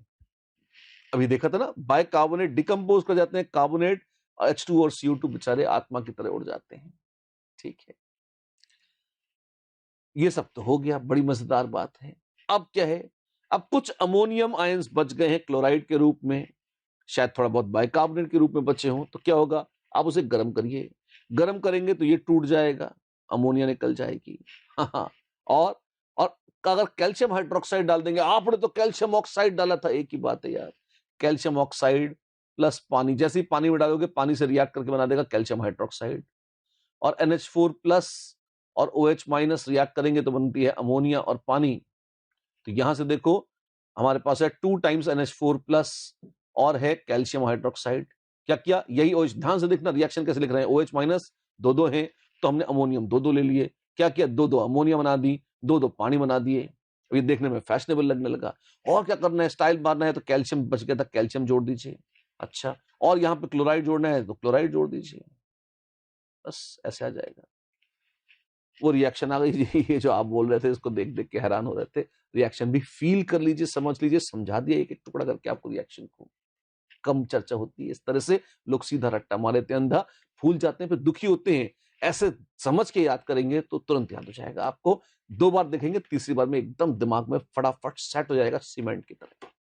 ठीक है ना, टनाटन। चलिए, remember, salvage process cannot be done for K2CO3। क्यों, सोडियम बाइकार्बोनेट की सॉल्युबिलिटी कम होती है तो वो पीपीटी बना के बाहर आ जाता है। Potassium bicarbonate is water soluble, much more water soluble, तो पोटेशियम बाइकार्बोनेट क्रिस्टलाइज आउट होकर ऐसे बाहर नहीं आता, और क्योंकि पोटेशियम बाइकार्बोनेट क्रिस्टलाइज होकर ऐसे बाहर नहीं आता, इस वजह से सॉल्वेज प्रोसेस बहुत सक्सेसफुल, बहुत क्या बिल्कुल भी सक्सेसफुल नहीं होती, पोटेशियम के लिए, सोडियम के लिए शानदार चलती है। पोटेशियम कई बार रीजनिंग में आते हैं कि K2CO3 या KHCO3 cannot be made by solvase process. Why? Because KHCO3 is water soluble. It does not precipitate like like sodium bicarbonate. इसके चलते नहीं होती जी, बस इतनी सी बात है। चलिए कुछ प्रॉपर्टीज देख लें। बिल्कुल, कैसा होता है सोडियम कार्बोनेट, लाल हरा सफेद, शट अप, सारे सफेद होते हैं, है ना। Sodium carbonate is a white beautiful crystalline solid and it exists as a decahydrate, deca ina मैंने डेका 10 .10 H2O के रूप में ये रहता है, which is sometimes also called heavy ash as I told you। ठीक है, अगर उसको गर्म करोगे तो 9 पानी उड़ जाता है, 1 पानी बच जाता है। ये कैसे पता, 9 ही उड़े और 1 बच गया, रट के पता है ये, इसको कहते हैं लाइट ऐश। वो हैवी ऐश था तो ये लाइट ऐश ऐसे नाम करके बोलते हैं। सोडियम कार्बोनेट डॉट सिंगल पानी, मोनोहाइड्रेट। ठीक है, 100 डिग्री सेल्सियस तक गर्म किया है मात्र, और पानी उड़ गया, बस इतनी जान बच गई, जी लेंगे इसके साथ भी हम। और गर्म करेंगे, और तो गर्म कर दिया नालायक, तो फिर क्या होगा, तो बचा खुचा पानी भी उड़ जाएगा, और ये बच जाएगा जिसको लोग सोडा ऐश ऐसे बोल देते हैं। हैवी ऐश, लाइट ऐश, सोडा ऐश। ऐश ही ऐश है जिंदगी में। ठीक है, ऐसे मिलेगा। फाइन, पानी में घुलता है क्या, अरे वॉशिंग सोडा है, वो बहुत सारे वॉशिंग पाउडर वगैरह बनाते हैं ना लोग, उसमें खूब सारा मिलाते हैं सोडियम कार्बोनेट।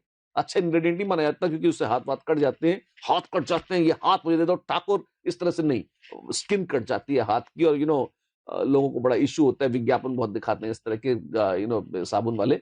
तो sodium carbonate is not suppose to be very delicate reagent, लेकिन हाँ सफाई तो कपड़े की हो जाती है, नो डाउट, इस काम का तो है। क्यों होती है, क्योंकि कार्बोनेट की थोड़ी सी हाइड्रोलिसिस होती है, उससे थोड़ा सा OH माइनस बनता है, सॉल्यूशन हल्का सा अल्कलाइन होता है, और जो हल्का सा अल्कलाइन सॉल्यूशन है, ये मैल और चिकट जो ऑयल्स के कारण होते हैं, इनको इनका सोप वोप बना के इनको निकाल देता है। इसलिए कार्बोनेट की हाइड्रोलिसिस से बनता है हल्का सा अल्कलाइन सॉल्यूशन, हल्का सा OH, ये रिवर्सिबल रिएक्शन है। Na2CO3 प्लस पानी देता है NaHCO3 प्लस NaOH, ये होता है। बहुत जरा सा मात्रा है, मतलब आधा 1% हाइड्रोलिसिस माने आप 1.5% मैक्सिमम, है ना। 98-99% तो ये यही पड़ा हुआ है, आधा 1% गया है, वो भी बहुत हो जाता है, लोग उसी में जी जाते हैं, खुश हो जाते हैं, कपड़े साफ हो जाते हैं, लोग ताली बजा देते हैं, और क्या चाहिए। वॉशिंग सोडा की उपाधि मिलती है सोडियम कार्बोनेट को। ठीक है, किस किस काम आता है? धुलाई के काम आता है, हार्ड वाटर को सॉफ्ट बनाते हैं, परमानेंट हार्डनेस हटाने के काम में आता है, अगर आपको याद हो तो लॉन्ड्रिंग और क्लीनिंग में काम में आता है। ठीक है, कार्बोनेट, अब ये बड़ी मजेदार चीज है। आप देखें कई बार इसको पेपर मेकिंग में, पेंट्स में, टेक्सटाइल इंडस्ट्री में ये भी NaOH के सब्स्टिट्यूट के तौर पे काम में आता है, क्योंकि ये इसमें बहुत सारे गुण NaOH के होते हैं। तो स्ट्रांग नहीं होता अलग बात है, जो कि कभी कभी अच्छा है, क्योंकि ज्यादा स्ट्रांग बेस तो तोड़फोड़ मचा देता है, अपने को सस्ते में काम हो जाता है, और चीप होता है सोडियम हाइड्रोक्साइड से। इस वजह से लोग पसंद करते हैं सोडियम कार्बोनेट को। और भी कुछ होता है क्वालिटेटिव एनालिसिस में, क्वांटिटेटिव एनालिसिस में कई रिएजेंट्स के तौर पे काम में आता है। बहुत सारे रिएक्शंस में लोग हम इसको प्रयोग करते हैं, क्योंकि चीजों को खोजना होता है। दूसरी तो लैब में बड़ा अच्छा काम आता है, कांच बनाने में काम में आता है। क्या बात कर रहे हो? जी हाँ, सिलिका के साथ गर्म कर दीजिए, मिट्टी के साथ, हाँ, और फ्यूज कर दीजिए, एकदम जान ले लीजिए, खूब बुरी तरह से 1200 डिग्री पे गर्म करिए, आपको मिल जाएगा सोडियम सिलिकेट और उड़ जाएगी CO2। सोडियम सिलिकेट को वाटर ग्लास बोलते हैं, ऐसा कांच जो पानी में घुल जाए। जी हाँ, इसके भी बड़े यूजेस होते हैं। इससे सिलिका जेल बन जाता है। सिलिका जेल बड़े पॉपुलर चीज है आजकल, बड़ा काम में आता है। एक्वेरियम में मछलियों के अंडों को अगर आप वो खराब ना हो जाए, उनको आपको एक जेल में सहेज के रखना होता है, तो सोडियम सिलिकेट का सोल्यूशन बना के रखते हैं, एटसेट्रा एटसेट्रा। तो बहुत सारी काम है, कहाँ कहाँ गिनाए, बहुत सारी जगह काम में आता है। कांच, साबुन बनाने में, बोरैक्स बनाने में, कास्टिक सोडा वगैरह बनाने में, सब जगह काम हो जाता है। ये प्यारा प्यारा जिगर का टुकड़ा सोडियम कार्बोनेट, देखिए इसे। ठीक है, चलिए ये सब दर्शन कर लीजिए। कार्बोनेट, बाइकार्बोनेट, वो सब ठीक है। साबुन बना रहे हैं लोग, खुश हो रहे हैं, कपड़े धोने वाली बार बार, जो भी व्हाटएवर। बाइकार्बोनेट का क्या होगा? बाइकार्बोनेट को एक तो सॉल्वेज प्रोसेस से तो बना चुके हैं, हमको ऐसी बुरी चीज नहीं है, ठीक है। लेकिन अगर कार्बोनेट ही आपके पास बच गया, आपको बाइकार्बोनेट बनाना है, तो फिर से कर लीजिए। कैसा? आपके पास था Na2CO3, आपने उसमें H2O CO2 पास कर दिया, कार्बोनेट में CO2 पास कर दो, थोड़ा मॉइस्चर वॉइस्चर हो तो मजे से बाइकार्बोनेट बन जाता है। कोई भी, सिर्फ यही नहीं, औरों में भी होता है रिएक्शन। अच्छा ऐसा है? जी हाँ, ऐसा ही है। जैसे कैल्शियम कार्बोनेट है, इसमें H2O और CO2 डाल दो, पता है क्या बनेगा? बन जाएगा कैल्शियम बाइकार्बोनेट। आगे आएगा रिएक्शन, देखिएगा आप। सिमिलर रिएक्शन है, मिलते मिलते। अच्छी बात है, फाइन। कैसा है? व्हाइट क्रिस्टलाइन सॉलिड है, सफेद रंग का क्रिस्टलाइन सॉलिड होता है। सोडियम का कोई भी कंपाउंड ऐसे लाल भी तो जनरली होता नहीं है, मोस्टली तो व्हाइट क्रिस्टलाइन सॉलिड ही होते हैं। पानी में घुलता है बहुत कम, तभी तो सॉल्वेज प्रोसेस में प्रेसिपिटेट होता है, क्योंकि बहुत ज्यादा पानी में सॉल्युबल नहीं होता सोडियम बाइकार्बोनेट। ठीक है, गर्म कर दें तो, गर्म करें तो टूट जाता है।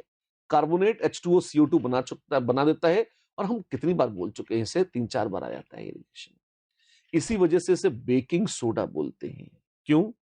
इस बेकिंग सोडा जी को मिलाया जाता है। वो लोग फिरंगी ब्रेड वेड खाते हैं, अपने सभी लोग खाते हैं, आप लोग भी खा लेते हैं ना, केक में डालते हैं। तो जब हीट करते हैं, जब वो आटे वाटे के साथ मिला के उसको हीट करते हैं, तो पता है क्या होता है? हीट करने पर केक बन रही है, ब्रेड बन रही है, ये डिकम्पोज होता है।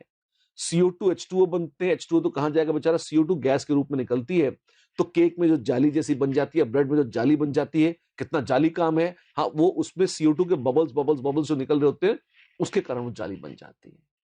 अच्छा ऐसा है? ये सोडियम कार्बोनेट तो लेकिन गंदी चीज है। हाँ, ये तो वॉशिंग सोडा है। हाँ, तो ये केक और ब्रेड में बच जाता होगा। हाँ हाँ, सच तो यही है, लोग खा जाते हैं उसे। क्या बात कर रहे हो? हम भी सभी खा जाते हैं। ऑल्दो लोग आजकल थोड़े दूसरे इंग्रेडिएंट्स भी मिलाते हैं, है ना, तो जिससे कि ये वाली CO2 भी निकाल सकें। पर ये सच है कि अगर आप सिर्फ सोडियम बाइकार्बोनेट मिलाओगे तो ये बच जाएगा, और लोग इसे उद्रस्त कर जाते हैं। वॉशिंग सोडा को साबुन बनाने के काम में आता है, कपड़े धोने के काम में आता है। मैं क्या कर सकता हूँ, लोग खाते हैं, पड़ा होता है, आई कांट हेल्प इट, है ना। मैं तो आपको बता रहा हूँ खाली, मैंने कुछ नहीं किया इसमें से, राइट। ठीक है, चलिए। बेकिंग पाउडर बनाने के काम में आता है, बिल्कुल। बेकिंग पाउडर में सोडियम बाइकार्बोनेट के अलावा भी कुछ मिलाया जाता है, अलग दूसरे इंग्रेडिएंट्स होते हैं, ताकि वो CO2 एक्स्ट्रा और रिलीज करा सके, और सोडियम कार्बोनेट वो वॉशिंग सोडा न बच जाए, खाना न पड़े। सोडियम बाइकार्बोनेट एक माइल्ड एंटीसेप्टिक है। अच्छा, कई बार इससे हम स्किन को वॉश करते हैं, अगर अपने को स्पेशली लगता है कहीं फंगल इन्फेक्शन हो रहे हैं, कुछ है, तो डॉक्टर सलाह देते हैं कि भाई सोडियम बाइकार्बोनेट का सोल्यूशन लीजिए, स्किन की धुलाई वुलाई कीजिए, तो अच्छा लगता है लोगों को। फायर एक्सटिंग्विशर्स बनाने के काम में आता है।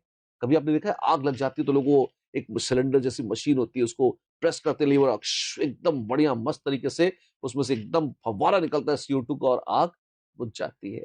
जी हाँ, तो उस फायर एक्सटिंग्विशर में एक मोमेंट पे अथाह CO2 बनाने की जो ठेका है वो लिया होता है किसने? सोडियम बाइकार्बोनेट ने। वहां काम में आता है।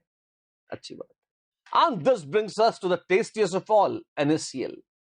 नमक का चस्का इंसानों को बहुत पहले लग गया था सभ्यता के विकास में। खाने में नमक ना पड़े तो कोई स्वाद नहीं आता। आइए मिलते हैं NaCl उर्फ नमक से। नमक कहां मिलता है? समंदर भरे पड़े हैं नमक से। रॉक सॉल्ट के तौर पर समुद्र के किनारे से लोग ले लेते हैं। आपने शायद कभी देखे हो इनके फील्ड्स। अदरवाइज समुद्री पानी को उठा लाइए, सुखा दीजिए, उससे नमक बन जाता है डायरेक्ट। कैसा होता है? प्योर NaCl को लेंगे तो वह हवा से मॉइस्चर एब्जॉर्ब नहीं करता, पर समुद्र से जो नमक निकलता है वो हाइग्रोस्कोपिक होता है कि उसमें सूक्ष्म मात्रा MgCl2 की भी होती है। मेल्ट करता है? जी हां। कब? लगभग 800 डिग्री सेल्सियस पर मेल्ट करता है। अच्छी बात है। घुलता है पानी में, अच्छा खासा घुल जाता है, लगभग 360 ग्राम्स घुल जाता है 1 लीटर पानी में, which is suppose to be very good solubility.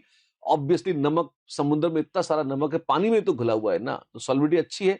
आप बढ़िया है, ठीक है। काम क्या आता है? अरे सबसे पहले तो खाने का काम आता है यार। नमक नहीं पड़ा हो खाने में तो खाना खाना नहीं लगता है ना। तो yes, it is used for domestic purposes, for eating purposes, खाने के काम में आता है। फिर सारे सोडियम के कंपाउंड्स नमक से ही शुरू करके बनाते हैं। सोडियम मेटल बनाते हैं, NaOH बनाते हैं, पेरोक्साइड बनाते हैं, कुछ भी बनाना हो सब कुछ नमक से बनता है। तो नमक तो सब जगह काम आता ही है। सॉल्वेज प्रोसेस का बेकिंग पाउडर हो, कार्बोनेट हो, any product of sodium is made through NaCl। Manufacture क्या है? कुछ नहीं, समुद्र में पड़ा हुआ है, उठा लाइए, बस यही मैन्युफैक्चर है उसकी। राइट। बायोलॉजिकल इंपॉर्टेंस है क्या कोई सोडियम पोटेशियम की? हाँ है, ऑफ कोर्स है। क्या है? टिपिकली मान लीजिए एक 70 किलो का इंसान है। 70 किलो, हाँ बच्चों को ज्यादा लगता है पर इंसान होते हैं इतने वजन के, ठीक है। उसमें लगभग जो है सोडियम 90 ग्राम के आसपास होता है। मतलब पूरे शरीर से सोडियम निकाले तो लगभग 90 ग्राम सोडियम और 170 ग्राम पोटेशियम होता है इंसान के शरीर में। काफी होता है, हाँ होता तो है। आयरन देखें, जिससे हीमोग्लोबिन बनता है, जिसका इतना विज्ञापन होता है, ढिंढोरा पीटते हैं। हीमोग्लोबिन, आयरन तो मुश्किल से 5-1 ग्राम होता है, उसी में जिंदगी बीत जाती है। 5 ग्राम, जी हाँ, मात्र 5 ग्राम। लोहे की एक कील में जितना लोहा होता है उससे भी कम लोहे में इंसान मजे से पूरा लाल लाल खून करके मस्त चल जाता है, ठीक है। कॉपर, कॉपर तो 60 मिलीग्राम होता है। उसके विपरीत देखिए सोडियम और पोटेशियम की तो अथाह चम्मच भर भर की मात्रा होती है जो पूरे शरीर में सब जगह चलती है, ठीक है। किस काम आता है? क्या आपने कभी सुना है, शायद बायोलॉजी में कभी पढ़ा हो 9th-10th में, कि ब्रेन से पूरा शरीर चलता है और ब्रेन अपने मैसेजेस ट्रांसमिट करता है छोटे छोटे एक्स्ट्रा सेल्स से, जिन्हें न्यूरॉन्स कहते हैं। और न्यूरॉन्स में इलेक्ट्रिकल पल्सेस चलती है, हल्का सा करंट दौड़ता है जिसके माध्यम से ब्रेन सिग्नल्स भेजता है और इंसानों को देखना, सुनना, समझना, सारे क्रियाकलाप इंसानों के उसी से चलते हैं। अब ये इलेक्ट्रिकल सिग्नल्स जाते कैसे हैं? एक्चुअली न्यूरॉन्स के अंदर, सेल के अंदर और बाहर कुछ सोडियम और पोटेशियम के आयंस होते हैं। और अंदर जो सोडियम और पोटेशियम का कॉन्सेंट्रेशन है और सेल के बाहर जो सोडियम और पोटेशियम आयंस का कॉन्सेंट्रेशन है, उनके कॉन्सेंट्रेशंस में डिफरेंस जो होता है, उसके कारण एक पोटेंशियल डिफरेंस पैदा होता है। वहां से छोटी सी बहुत सूक्ष्म मात्रा में से पर बिजली बनती है और वो बायो इलेक्ट्रिसिटी जब ट्रेवल करती है न्यूरॉन्स में, तब ब्रेन सिग्नल भेज पाता है। जैसे मैं बोल रहा हूं तो इसमें भी ये सारा प्रोसेस चल रहा है। आप सुन रहे हैं, हाथ हिला रहे हैं, पलके झपका रहे हैं, यही प्रोसेस चल रही है। वाह, तो बहुत क्रूशियल है जीवन के लिए, बहुत ही क्रूशियल है जीवन के लिए। इनके बगैर तो जीवन होगा ही नहीं। राइट, ठीक है। इसके अलावा और कुछ, क्योंकि शरीर की सारी चीजें ब्रेन से निर्धारित होती हैं, सारी प्रोसेसेस, और ब्रेन डिपेंडेंट है न्यूरॉन्स पे और न्यूरॉन्स डिपेंडेंट है सोडियम और पोटेशियम आयंस पे। तो शरीर की जितनी भी प्रक्रियाएं हैं सब में ही काम आते हैं ये। तो मतलब transporting sugars and amino acids to cells, flow of water across cell membranes, अरे कुछ भी ले लो यार, जो होता है सब इन्हीं के दम पे होता है, सीधी बात है बस। ठीक है जी, अच्छी बात है। फिर और कुछ आप देखें, ये वो कटायंस हैं जो शरीर में सबसे ज्यादा होते हैं। अच्छा, सोडियम और पोटेशियम के, बिल्कुल विद इन द सेल्फ। इनकी खासियत और है, सोडियम और पोटेशियम जल्दी प्रेसिपिटेट नहीं होते, ये पानी में हमेशा घुले रहते हैं। तो इसलिए ये फ्लूइड्स में, अगर आपको आयनिक फ्लूइड टाइप का बनाना है जिसमें सॉल्ट चाहिए, तो बड़े यूजफुल होते हैं, तो भगवान ने खूब यूज किया है इनको। ठीक है, कई एंजाइम्स को ये एक्टिवेट करते हैं, अच्छी बात है। और एंजाइम सही प्रोसेसेस, अगर आपने बायोलॉजी पढ़ी है तो आप जानते होंगे, आगे चलती है, नहीं तो मुझसे सुन लीजिए, ऐसा होता है। नर्व सिग्नल्स की बात हम कर ही चुके हैं। और अगर ग्लूकोज से एटीपी बनता है, अच्छा ये क्या है? एटीपी, कई बार लोग कहते हैं एनर्जी करेंसी होती है बॉडी की। अच्छा, तो मतलब जैसे करेंसी नोट्स देकर आप चीजें खरीद सकते हैं, ऐसे ही एटीपी के मॉलिक्यूल्स ऐसे हैं जिनसे फटाफट तुरंत आप एनर्जी इनकैश कर सकते हैं, एनर्जी जनरेट कर सकते हैं। सेल्स को जब एनर्जी चाहिए होती है तो वो ग्लूकोज से, मतलब ये सारी प्रोसेस करती है, और उस प्रोसेस में एटीपी भी बनते हैं। वहां पर भी रोल होता है पोटेशियम आयंस का, आप देखें। ठीक, तो पोटेशियम आयंस कई जगह काम में आते हैं। सोडियम और पोटेशियम आयंस का जो रेशियो है, ये हार्ट बीट को रिफ्लेक्ट करता है। अगर ये रेशियो गड़बड़ा जाए तो हार्ट कितनी बार धड़केगा, वो गड़बड़ हो जाती है। और अगर दिल धड़कने में गड़बड़ हो जाती है तो फिर इंसान में गड़बड़ हो जाती है। देखिए, संभल के रहिएगा, राइट। तो चलिए, आज हमने सोडियम और पोटेशियम की भी बातें कर डाली, इनके सारे कंपाउंड्स देख डाले। अगली क्लास में इनसे संबंधित क्वेश्चंस करेंगे, और देखेंगे अल्कलाइन अर्थ मेटल्स की ओर। कब? ऑफ कोर्स अगली बार।